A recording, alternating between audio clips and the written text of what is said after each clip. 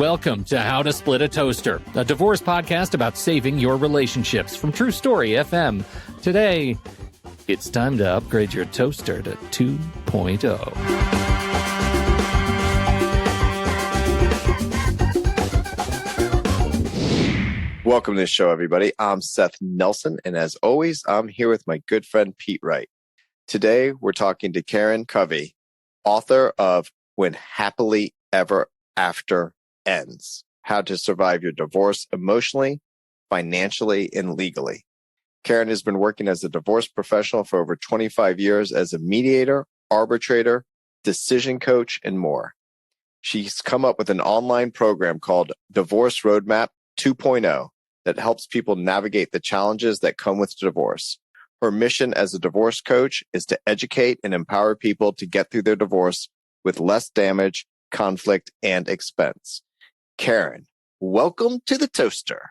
It's wonderful to be here. Thank you for having me. So, Divorce Roadmap 2.0 is Divorce Roadmap 1.0. You just drive right off the cliff. Thelma and Louise. Is that what's happening there? I saw that movie. Yes. Exactly. But it doesn't have the best ending. So the 2.0 version is hopefully going to give you a better ending.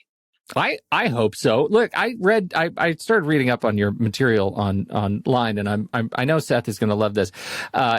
There's a lot that's positioned on using your lawyering resources reasonably. Like, let's use your lawyer for what they're really good for. Now, Seth's a divorce lawyer, and you're a divorce lawyer, and you're just are pitching. Let's use your divorce lawyer less. Let's do less lawyering in the divorce process. Yeah, but Pete, when you said that, like, what came to mind when you said, let's use your lawyer for what they're really good for, I just threw in the word nothing in my head. That is not true. There are statutes, may it please the court. Okay, so let's talk a little bit about what the divorce, just to get us into the program. I thought we'd talk a little bit about what the Divorce Roadmap 2.0 is, and then let's use the opportunity. We have the two divorce lawyering brains on the show, plus me, and let's build an actual case for how you can use your divorce lawyer the best. What do you think? Sounds good. All right, let's do it. Tell us about the roadmap first.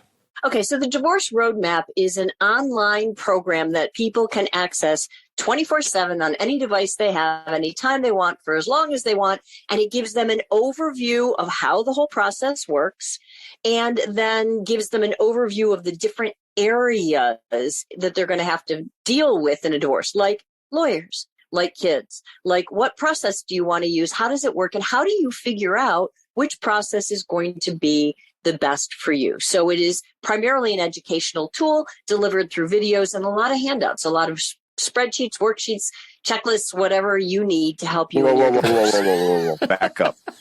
Okay. Karen, you're talking so fast. I got excited. You said it has spreadsheets? Yeah, it's got a spreadsheet in it. Nice. I'm signing up. I'm signing up, Pete. We got to tell Andy to warn people not to say the word spreadsheets. The Pavlovian response is so fast for you. Your face got all flushed. It's clickbait. I love it. I know. I'm so excited. Oh, my God. I didn't know. I'm sorry. No, you weren't warned. How could you have known? Now I just have to clean up the mess. All right, spreadsheets. We're going to put that away. No, it really is. I mean, it's a useful tool. What got you to the point where you thought, okay, there have to be two sides to this. One, I'm going to help the people that I'm working with, and two, I'm going to create this tool that's going to help me solve some problems in my lawyering. Right? Like, this education tool has to help you too, right?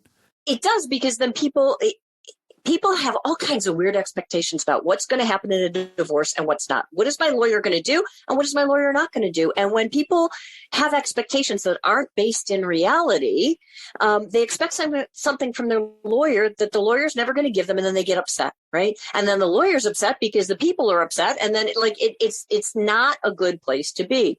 And the genesis for all of this was years and years ago when I was practicing law. I had a small office. It was only my secretary and me in the office. It was hot. I was with a client. The door was open. So my secretary heard the conversation after the client left. And the secretary had worked for a bunch of big law firms in Chicago. She said, no one else does that. And I said, what? And she said, because I went through all of the processes and all of the choices that they had and explained everything to them. And she said most lawyers, the ones that she had worked for, and they were the big kahunas in the city, she said, they don't do that. They just, and I said, well, what do they do? And she said, they tell the people what they're going to do. And I didn't think I had that right. It's not my life. I can tell you what your choices are, but I think I'm obligated to tell you your choices. And so that's what I did.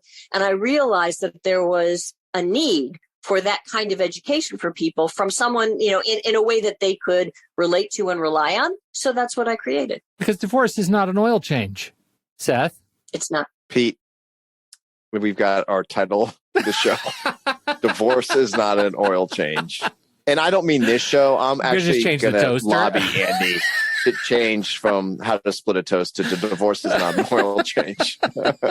But even when you get an oil change, don't you have some peripheral decisions to make? Like, do you want to rotate your tires? Can we fill out some other things? All right. There might be a spreadsheet involved. But there you go. But Karen, I like what you said about giving clients choices, because as we've talked about before, Pete, when you're reaching an agreement, you can reach an agreement in the great state of Florida, check your local jurisdiction, that the court can't actually order in court, such as paying for college. So that's a choice that you have. Maybe you agree you both will contribute towards your children's college education, but in exchange for that, you're not going to divide this account between the two of you. You're setting it aside outside of the division. You're earmarking it for the kids' college. Judge cannot do that, but you can reach that agreement. And that's just a choice that people have to make, right? There are a lot of choices people will face in divorce that they never think about. Well, and that leads us to our principal question, that let's just say it's time for me to get a divorce. How do I walk in 8 a.m. day one to my attorney's office and start that conversation with an eye toward making the proper use of that legal resource? It starts by understanding what your lawyer can do. And it helps if you're walking into a lawyer. First of all, I'm going to assume you've chosen a lawyer, right? And you walk into a lawyer, and if you understand what you're going to have to bring to the table, you can say to the lawyer, okay, what documents am I going to need? How can I organize them in a way that saves me money because it's the way you use, right? Do you want digital or do you want paper? Do you want, like the little tiny things? And the more organized you are and the more you can work with your lawyer as a team, the better experience both of you are going to have, the less money you're going to spend, and your lawyer is also not going to lose their mind, doing things in an inefficient way rather than efficiently. And on that point, Pete, I know some people are thinking like, are you serious? Like, I'm going through a divorce. I'm totally stressed out, and I'm not an organized person to start with. It's always an ambition of mine, right? It's okay. If you're not organized, it's okay. We have ways to help you get through the process. So if you come to me and you say, I am never going to get you these documents that you're asking for, I'm unorganized, and I can say, thank you for letting me know. This is how we can solve this problem. Let's schedule 2 hours for you to come into our office and sit down with a paralegal and get ready. Bring your laptop or bring your, whatever device. Because if you don't remember your password, we're going to do log into bank account, change password, forgot password. You'll get the code. Let's do it right now. And we can help you download all those documents.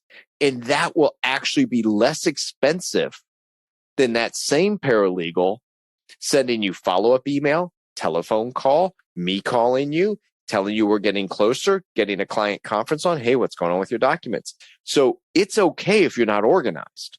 But coming to the table and saying, hey, Karen, this sounds great, but it's horrible. How can I do this when I'm not an organized person? What would you say to that, Karen? What you said makes total sense. It's about knowing who you are and knowing where you're at. Maybe you're normally an organized person, but you're in the middle of a divorce. You're an emotional wreck. You're not organized now. That's okay. But don't pretend that you are and have your lawyer chase you, because it's the millions of emails and follow-up calls and the court appearances to say to the judge, I don't have that. I'll get back to you. Don't worry, give me another 30 days. all of that costs money and takes time. Well, this is helping me because this is, I'm trying to provide a framework for myself that says, what can I expect? What kind of coaching am I getting from my lawyer? What can I expect them to say to me? And one is they're going to want to find out how organized I am. So one, stop lying to myself and don't lie to them about how organized I am, right? Let's just cut to it and know that one way or another, we're going to have a problem to solve. And that is getting organized. That can be easy or hard. Okay.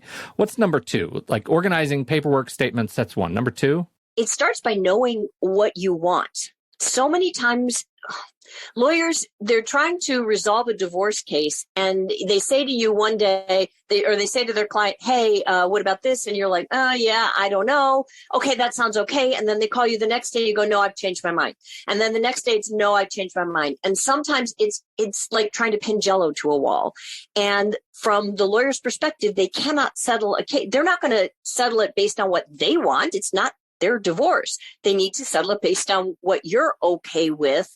And that means you have to know what you're okay with. Is it fair for me to say your lawyer actually doesn't care about the one way or another, right? This is not an emotional decision for you.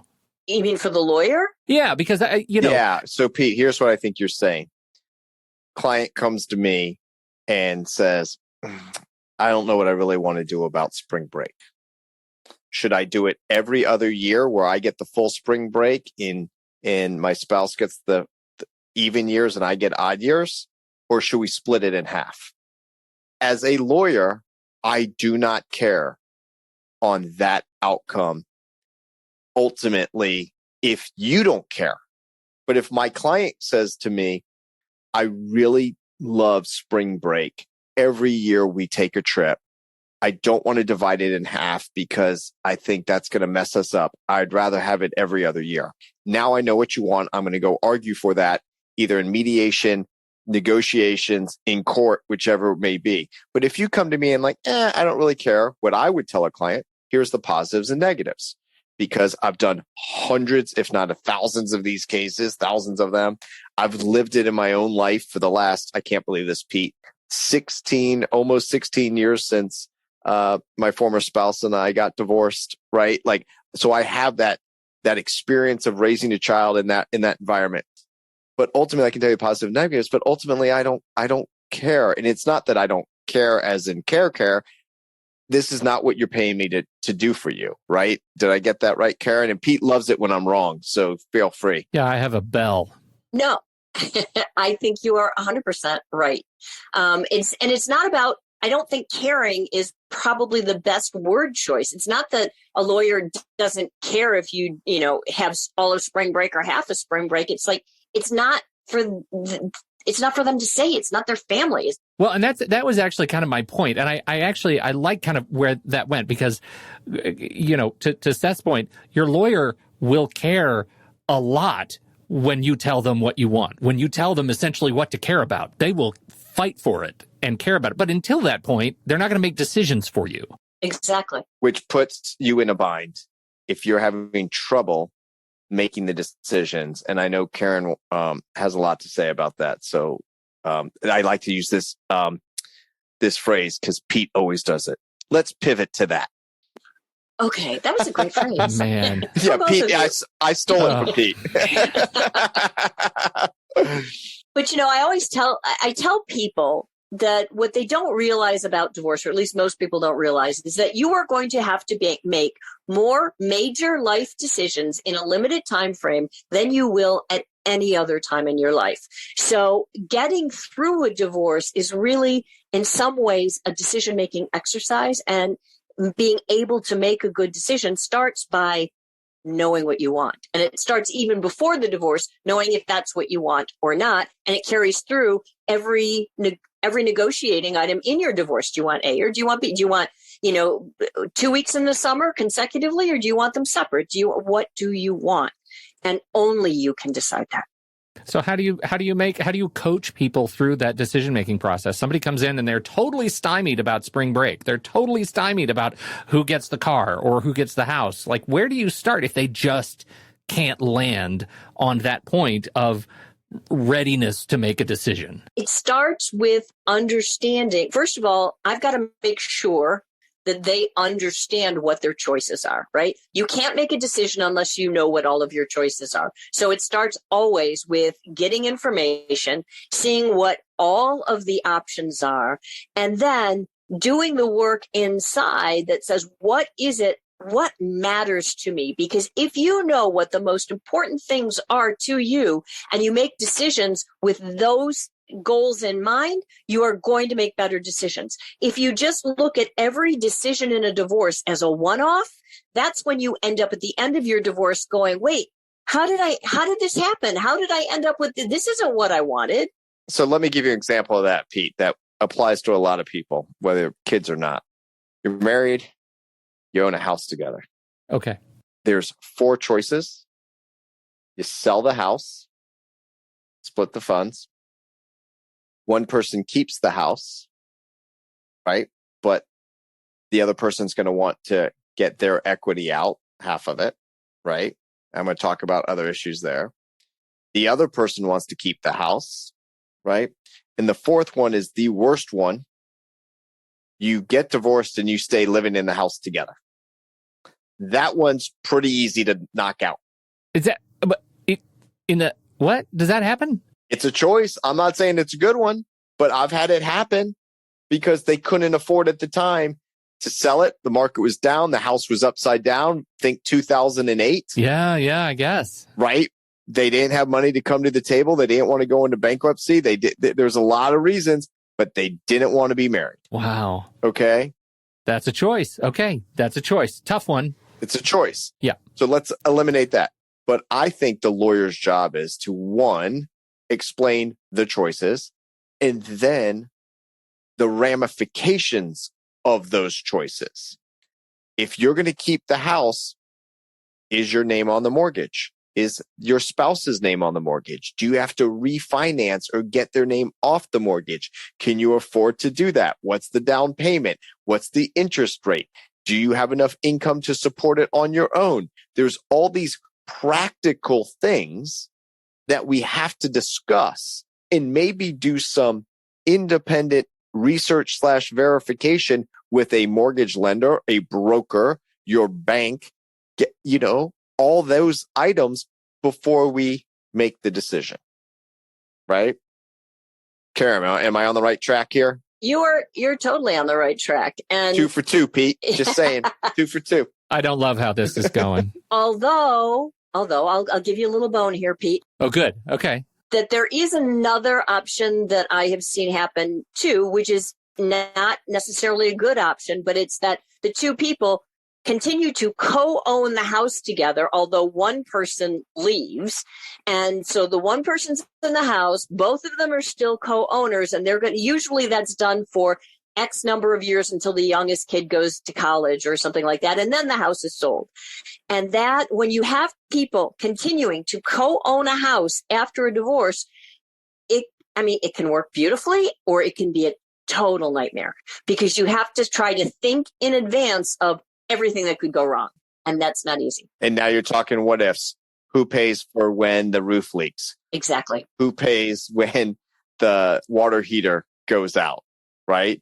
Well, wait a minute. I'm living in the house. I'm paying the mortgage, the taxes, and the insurance, but the mortgage payment is part principal and part interest. And so I'm paying down principal every month. In 3 years from now, when our youngest kids graduates high school and we sell it, why does my spouse get half of that pay down of the mortgage? And what about appreciation? What if the house is worth more in 3 years? They're going to get the value of that. But what about depreciation? Nobody wants to think their house will be worth less, but 2008 proved to all of us that can happen. So you have to think of so many things in advance that it's not the cleanest choice. Let's put it that way. Well, that gets lets me find the rails again, because you guys both just presented about 24 what ifs, and now my head is spinning again. And on those what ifs, your head is spinning. Those are the hardest things to negotiate because they're what ifs. Yeah, and everybody is doing the what if down the road as if it's negatively impacting them Therefore, they want the best outcome on the what if now. Because we're all stars of our own movies. Exactly. And you can spend a whole lot of time and a whole lot of money in attorney's fees negotiating what ifs that never ever happen. Okay, so family law attorneys, how do I get myself out of the what ifs? How do you ground me back in the reality of the decision I have to make now? It's simple. I just send you to Karen. It's about, again, I hate to keep harping on it, comes down to what you want, but what's important to you. If it's important to you that your kid stays in the house, until high school is over and there's no other way to do it, okay, well then maybe the what ifs, the danger of the what ifs, you're willing to deal with that. But if there's any way you can make a clean break, that's going to be a whole lot better for everybody because it's just one and done and you move on. But it's, what it really is about? It's about risk assessment and risk tolerance. What are you willing to live with? For what reason? And to add to that, Pete, to get you out of the ultimate decision, you get away from that position. The position is, I want to keep the house. I want to sell it, whatever. And you talk about your underlying reasoning for that decision. I want to keep the house because it's in a good school district. I want to keep the house because on my income, I'm not going to be able to afford to refinance and pay the higher interest rates that are going up. I want to keep the house because it's 1.5 miles from my parents and I'm caring for my elderly parents. So you got to look at the underlying reasons that you are getting to the ultimate conclusion or position. Because if you're dealing with the reasons, then maybe you can come up with a different solution, such as, well, wait a minute.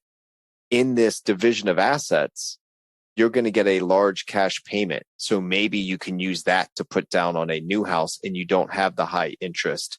And by the way, you're in a 4-bedroom now, and just 1 mile on the other side of your parents' house is a 2-bedroom that you can maybe buy for cash. So you can start getting to different solutions if you know the interests. But if it's just, I want to keep the house, you've got nowhere to go with that. You can't work the problem. It's just a line in the sand, right? It's just a more like a hard line. It's a line in cement, right? It's just here's a statement. It's not a discussion. Right. How often do discussions like this lead down, from the perspective of the law, a discussion around sort of the path of least resistance? Like, here's what we can do most easily. Here's the easy thing versus here's the thing you want. Is that kind of, if I come to you, is that a discussion I need to be ready for, or do you weigh in on least resistance options? Shoot, Karen, because I know my answer. Of course, always. Here's the thing is, as a lawyer, and, I know lawyers get a bad rap, but most divorce lawyers I know are really trying to do a good job, right? And they wouldn't be doing this in this kind of area of the law where there's so much emotion involved if they didn't care. Most of them care, and they want to do what's best for the client. So they're really doing their best, and they're trying to give the client options. And they're going to say, this one's the path of least resistance. This one is the cleanest. This is going to be in my opinion, would be the one that will be the best for you, but it's your life. If you want the other one, as long as you know what's involved, full disclosure, here's what you're going to face, it's still your choice. And along those lines, Pete, just this morning, I was drafting a very complex marital settlement agreement that had a lot of moving parts, a lot of what ifs, a lot of, if this happens, we're now in a different area of law, because it was dealing with trusts and estates. And so the more I drafted it, I was like, this is not good. And not that it wasn't a bad deal. Like, I was drafting what everyone was basically saying they wanted to accomplish. And I got a hold of an estate trust lawyer. I said, this is what I'm doing. What do you think? I've been trying to get a hold of him, and I got a hold of him, and he gave me some of the concerns that he had from that perspective, that area of law. Ultimately, I came up with a simpler way. It changed the deal. It had some things that maybe one side didn't want, but because it was simpler, they were willing to do it. We had a solution for that. So I took what was going to be a very complex legal document and simplified it, which if you can keep it simple, it is usually an easier, better outcome. Not in all cases. Sometimes you have complexities that you just have to have. But if you can keep it simple, I think that's always the way to go. I couldn't agree more. 3 for 3, Pete. 3 for 3. I'm just keeping count over here today. You know, I'm sure you have some lawyering to do. Karen and I can do this on our own. Karen, you were saying. But I just wanted to, say like how brilliant Seth is, because that's exactly right. I'm sorry, but the more moving parts that there are in a document, the more complicated it is, the more it's liable to come under attack later, and the more you give some lawyer in the future an opportunity to, find a hole in the document, because it's impossible for anyone to think of everything all the time that could ever happen in the future. Like, who thought COVID would be a thing? It's a thing, right? So you can't foresee the future. When I find myself putting mathematical formulas and attaching Excel spreadsheets, I get very excited, but I know it's probably not the best legal document. According to the National Institute on Alcohol Abuse and Alcoholism, approximately 10% of children live with a parent with an alcohol use disorder. This is an alarming statistic as a family law professional who deals with custody cases regularly. Finding the balance between the child's safety and helping the child maintain a relationship with both parents is one of the hardest things to navigate. Add in the he said, she said phenomenon that happens with divorcing couples who often weaponize alcohol use against one another, and the situation is even more difficult. All of this is why SoberLink has been one of the most important tools for my clients dealing with these issues. SoberLink's remote alcohol monitoring tool has helped over 500,000 people prove their sobriety and provide peace of mind regarding the child's safety. SoberLink helps keep the focus on the best interest of the child, which is really the most important part in a divorce case dealing with children. I've teamed up with SoberLink to create a parenting plan guide to help people going through divorce that involves alcohol in children. And you can download it today at soberlink.com/toaster. And if you take a look and you think you're ready to order SoberLink, just mention how to split a toaster for $50 off their device price. Our thanks to SoberLink for sponsoring How to Split a Toaster. I feel like in the spirit of, knowing what you want and getting yourself organized, I keep landing on this idea of what is it, or this question of what is it that tends to make a divorce more complicated? Is it that you come in emotionally disorganized or intellectually disorganized? I never really thought of it that way. But my gut reaction would say emotionally. I mean, every decision you make, whether people want to believe it or not, research has shown that every decision that we make, from what to have to breakfast to what to wear to, what to do in our divorce, is all emotionally based. We want to think that we make decisions logically and rationally. What really happens is you make the decision emotionally, then you justify it after the fact, logically or rationally. So I would have to go with, the emotional decision. The emotional disorganization is the hardest to deal with. I mean, to that point, Seth, is it the emotion that actually made that marriage settlement agreement more complicated? Or is it that everybody was just so savvy with what they wanted that, they were critically able to make your life worse? I think there's some emotional aspects to what I was drafting. Absolutely. In the way things wanted to lay out there. But I do find when people get to the intellectual challenges of making these decisions, part of that is that grieving process. So if you have someone at acceptance, they're like, yeah, this is a business transaction, let's go. Right? That's that's easy on that side. And then they're frustrated because the other side isn't at acceptance yet in the grieving process, right? To them, you're just trying to steal their house, right, in the divorce. Yeah, right. Okay. Exactly. And they're still emotionally attached. And here's the thing is, I think lawyers get street cred for being lawyers, and people think we're smarter than we are. Okay. I've seen a lot of lawyers that aren't necessarily the brightest bulb, right? But they passed the bar. They're practicing law. So when you say less complicated, some people are like, well, wait, I thought it was always complicated. But when you can take something that is complicated and simplify it, that I think is great lawyering. I don't want people to think like, oh, this is simple. It's not. I used to practice my opening arguments and my legal arguments in the car to Kai when he was 8 years old. Because if I can explain it to an 8-year-old, I actually knew the judge might get it.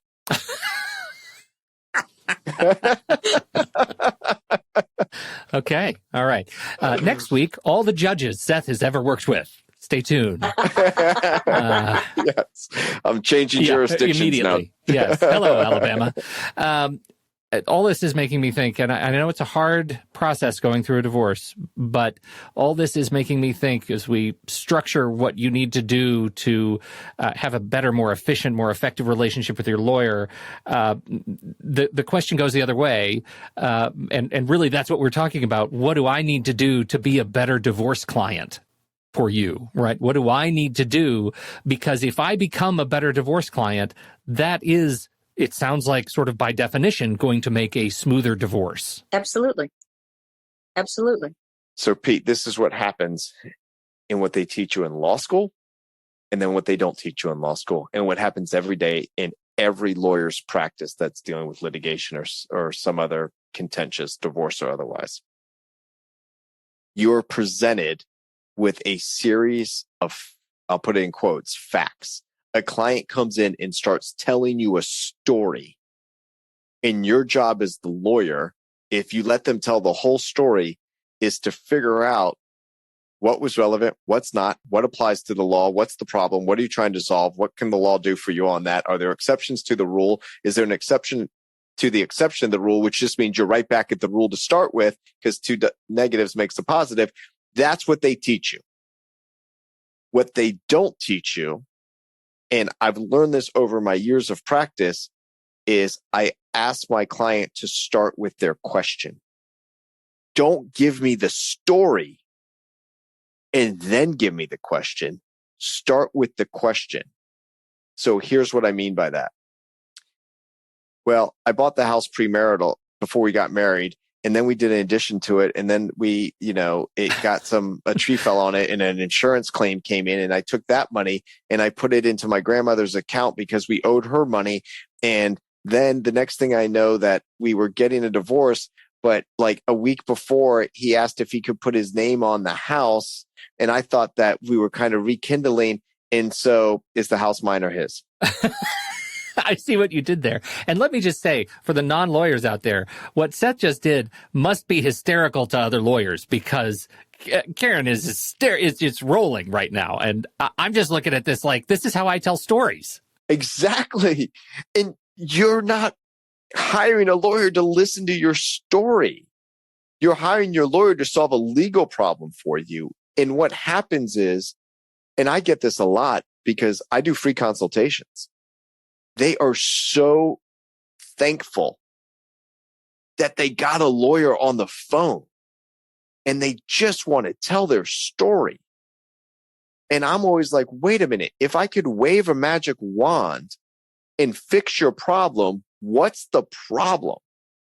So I have them start there, which then leads me to ask a series of questions to get the relevant information I need to give them a legal opinion, right? one of our very early episodes, you made it very clear that you, as a lawyer, are not my friend. And I took great umbrage with that because I thought in the movies that we were supposed to be friends when we golfed together and, all that stuff. But what you just described, it sounds to me, is a bartender. Which I'm happy to be your bartender. Yeah. That's a whole lot different than being a friend. I'll tell you, Pete, I've never gotten a tip for being a lawyer. Yeah, right. And you might just be the most expensive bartender too. So I'm just saying, you serve good stuff. I mean, I've never been like, objection, Your Honor, and then the court sustains my objection, agrees with me, and my client slips a 5 over. That never happens. As long as he's not slipping the 5 to the judge, you're doing good. Yeah, you're doing fine. That's great. Oh, all right. So we've talked about just getting organized and knowing what you want, the decision-making process, and embracing an understanding of the emotion versus the intellect. If I could say anything as the vessel of legal ignorance here, I think this is just a reset for me of understanding how my lawyer is going to interact with me and how I should be expecting these conversations to go. And I hope if you're listening to this and you are going into the divorce process, that this helps you or grounds you in this expectation that your lawyer's not your friend. And for this process, for the sake of this process, you probably don't want them to be. And let's go ahead and get divorced. Is that fair? I think that's more than fair because, I mean, when you think about it, you want your lawyer to be objective. You want them to be on your side, but friends are not objective. They tell you what you want to hear. That's not going to help you if you're going to lose by hearing what you want to hear. You want to know the truth. You want to know the truth. And you can find out the truth in the Divorce Roadmap 2.0 if you want with Karen, but you can also read the book. Where would you like to point people to learn more about your good work, Karen? They can find me on my website, KarenCovy.com. That's KarenCovy.com. There's no E in Covey, or I'd be related to someone famous, and I wouldn't have to work for a living. So you can find me on my website. The book's available on Amazon, and the roadmap is available on my website as well. And we will put links to all of those resources in the show notes, so you're just one click away from Karen Goodness. That's all. It's just one click.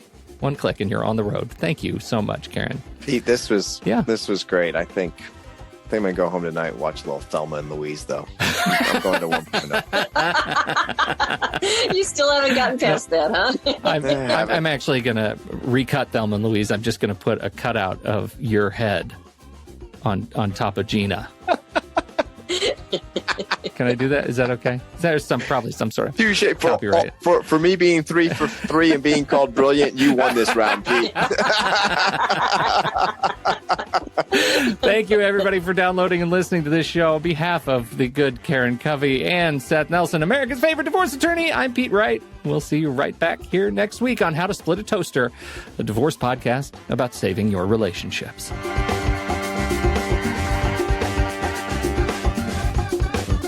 Seth Nelson is an attorney with Nelson Coster Family Law and Mediation, with offices in Tampa, Florida.